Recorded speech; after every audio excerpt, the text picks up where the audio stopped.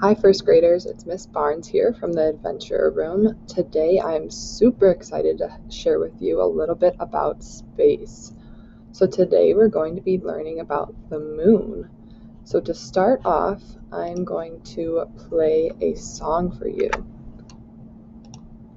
It's my time to shine. It's my time to shine. It's over now. It's my time to shine. Good evening, it's the moon. Here to regale you with a tune. I'm so bright up in the sky at night, but the truth is I'm just reflecting light. See, let me help you break it down. The earth and I are spinning around, and I orbit the earth in a loop. You see, the moon is kinda like my hula hoop. We both orbit the sun, he's the big shot. I'm the center of the solar system, I'm so The hot. sun's like a light bulb, and I'm like a mirror. Light bounces off me, and then it appears to the earth below for a lovely view. But animals like wolves who go, oh, sometimes I'm full, sometimes half on, sometimes I'm present, or it looks like I'm gone, but I'm here in the dark, just a lonely moon. Hoping that somebody will visit me soon. I'm covered in dust, and I'm made of rock, so come see me soon, and go on a moonwalk. It's my time to shine. It's my time to shine. Of that night, in the night, we can see the moonshine. It's my time to shine. It's my time to shine. I'm planting this flag on the mountain I climbed. One small step for a storybot, one giant leap for storybot kind.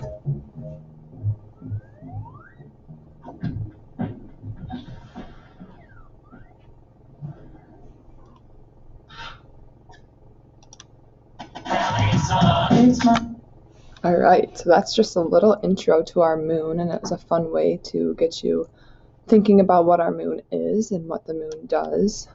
So we're going to go into a little more detail about our moon. If you look up at the sky on a clear night, you can usually spot Earth's moon. A moon is a body in space that orbits a planet or asteroid. Most of our planets in our solar system have moons, so it's not just our Earth that has a moon. If you have ever been to a beach or watched the water move in and out while you're at the beach, that movement of the ocean water is called tides. These tides are actually caused by the moon. The moon's gravity pulls the water on Earth in different directions. So our moon has these circles on its surface. These are called craters. They look like circles from far away, but really it's where a comet or an asteroid has crashed into its surface. So it crashed into it and then made an indent in the surface of the moon. If you notice, the moon might look like it moves across the sky at night. In early evening, the moon appears to be on one side of the sky, and by the end of the night, it may look like it's on the other side, or early in the morning, you might see the moon on the other side.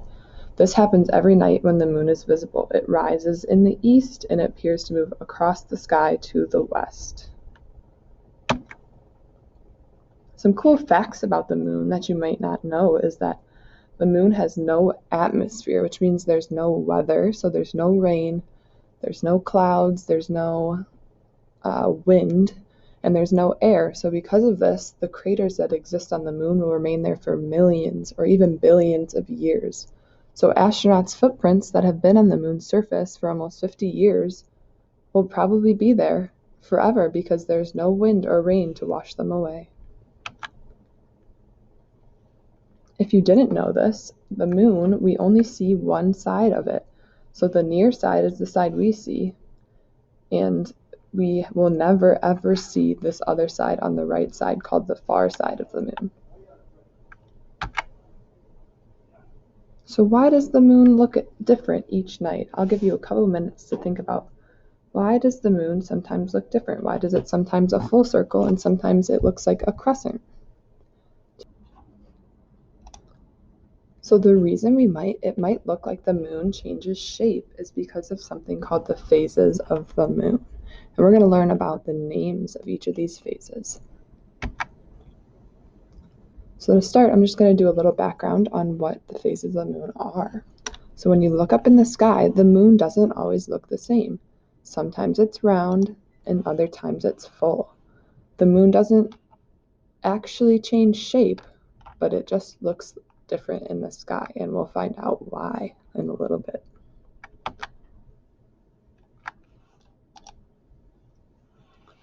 So the moon doesn't glow in the sky, it's actually light reflected from the sun. So if you look at this picture, the sun's light shines onto the moon, and that's what we see at night.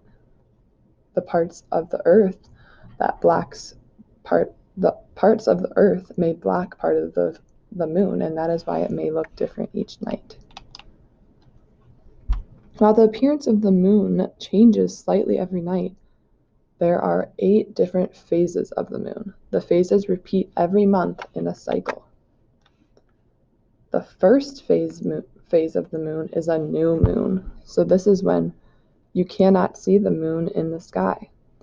The moon is between the earth and the sun. So over on this side is what we see when the moon is in the phase called the new moon. Our next phase is the waxing crescent. This happens when we can see a small silver moon lit by the sun on the right side. The shape is called a crescent, so this shape right here is called a crescent. And the waxing means that the lit part is growing. So our next phase will have more part of the moon lit. This phase is called the first quarter.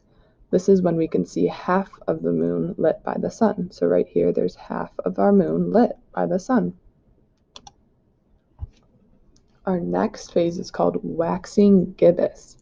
And over here is what we see at night in the sky when we're in the moon phase of waxing gibbous. Waxing means that it's growing, so we're still going to continue to see more and more moon as the days go on. The next phase is a full moon. This means that we can see an entire half of the moon that is lit. So on this side, we can see the full moon. And this is when the earth is in between the moon and the sun. Our next phase, or our 5th phase, is the waning gibbous. Waning means that the moon is shrinking, so we can see this part of the moon, but more as the days go on, more and more moon will be in the shadow, in the dark part. This is called the last quarter, or you may hear it called the 3rd quarter. This means that we can only see half of the moon because only half is lit by the sun, but it's the opposite half of our first part of the moon. Waning crescent is our next phase of the moon, and over here is what we may see at night. So if you can tell that there is less and less moon being lit up by the sun.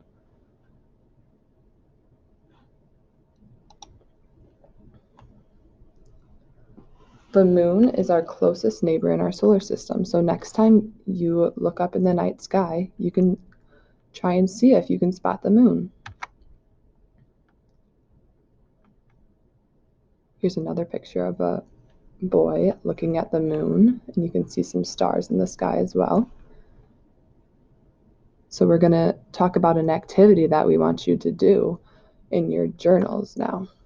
So I want you to become little scientists while we're away learning from home. I want you guys to go outside for at least 3 nights while we're away from school, and we're going to study the moon. So we're going to be moon scientists. You guys are going to use your writing journals to draw what you see.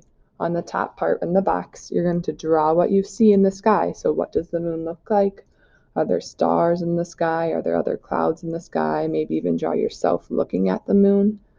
And then you want to write a sentence or 2 underneath on the lines provided. And I want you to focus on using your best handwriting, because I know our first graders in the adventure room have been working on our handwriting a lot. So I'm sure our sunshiners and our sharks can focus on their handwriting too. We want to see your best handwriting. If you happen to see a full moon while you're outside, you might want to ask your moms or your dads or whoever is outside with you. You can ask them if it's a full moon, and if it's a full moon, we want you to howl like a werewolf or like a wolf outside at the moon, because full moons, a lot of times you might hear wolves during when full moons are out. So you guys are going to be our moon scientists, and you guys are going to be looking at the moon. And then once we get back to school, or we might even have you post them on Seesaw at some point, we're going to take a look at those journals, your scientific journals. So have fun with this, and I hope you enjoyed our lesson about the moon.